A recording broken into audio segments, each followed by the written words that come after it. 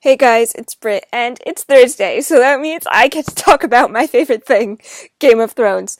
I talk about the show canon a lot, but I've never really discussed, book theories and everything.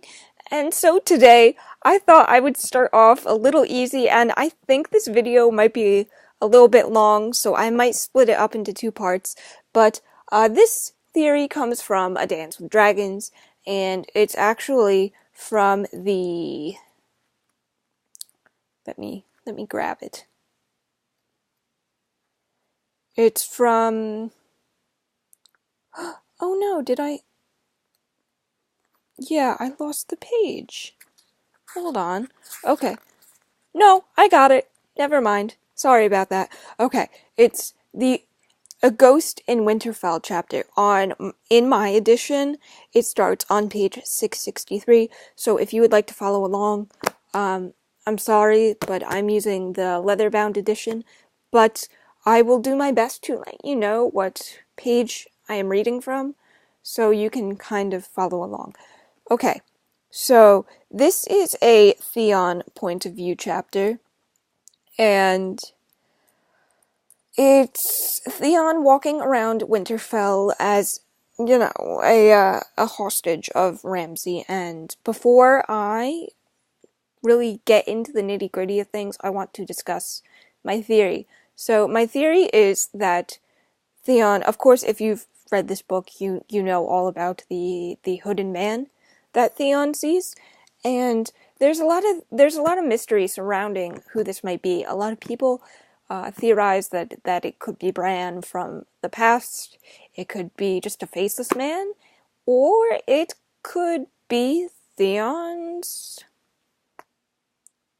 literally seeing the ghost of his former self, which is the theory that I most support. And I will go into a little bit of Clash of Kings just to back up some of the stuff in here.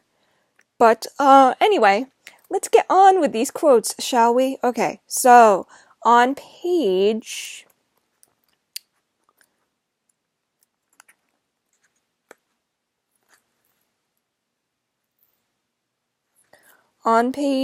the page that I lost.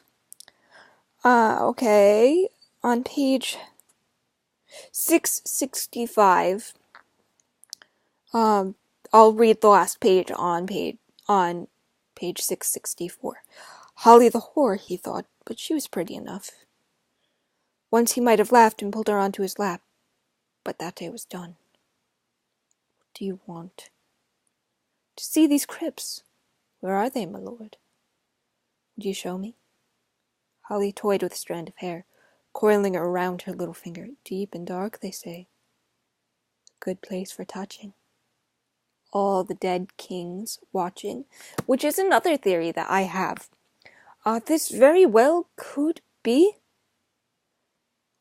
a ghost of a Stark, and if you kind of read into Stark lore, this might make a little bit more sense, as they bury their dead in the crypts because the Starks believe that the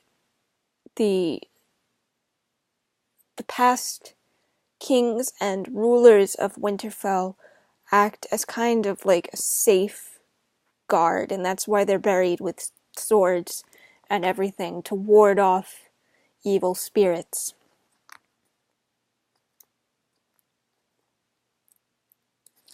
Alright. So, anyway, on with my main theory. Theon has, if you've seen my other Theon video, which I'll link up here in case you're interested, Theon has some sort of borderline personality disorder, and I think Ramsay really hones into this. And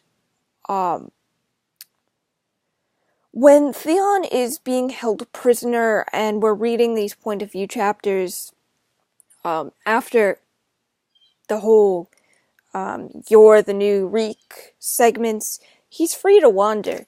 around Winterfell, as he's doing right now. And Theon states that he has a lot of blackouts, but if you read about people with borderline personality disorder or split personality disorder, I think it's also called, these people will have blackouts where they will be entirely different people from themselves, and I think that could be what we're seeing in this segment specifically.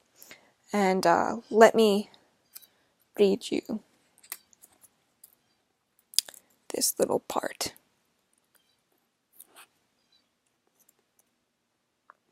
This is when Theon comes across a body. This one could not be waved away as some drunken tumble or the kick of a horse. The dead man was one of Ramsay's favorites, the squat, scruffulous, ill-favored man-at-arms called Yellow Dick. Whether his dick had actually been yellow, it was hard to determine, as someone had sliced it off and stuffed it into his mouth so forcefully that they had broken 3 of his teeth. They had cut off his dick and stuffed it into his mouth so forcefully that it had broken 3 of his teeth. Who else has had their dick cut off, but also broken teeth? Theon, who is a plaything of Ramsay Bolton. Yellow Dick, who is also a new favorite to Ramsay Bolton. Theon.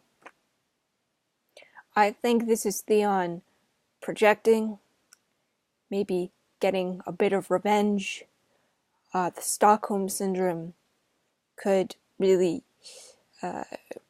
potentially form a jealousy issue, and as messed up as that sounds, Theon could be getting rid of his competition in one of these blackout periods.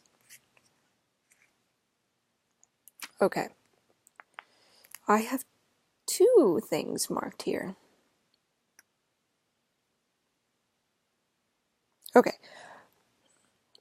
Go away, Reek, Skinner said. The smell of you turns my stomach. The others laughed.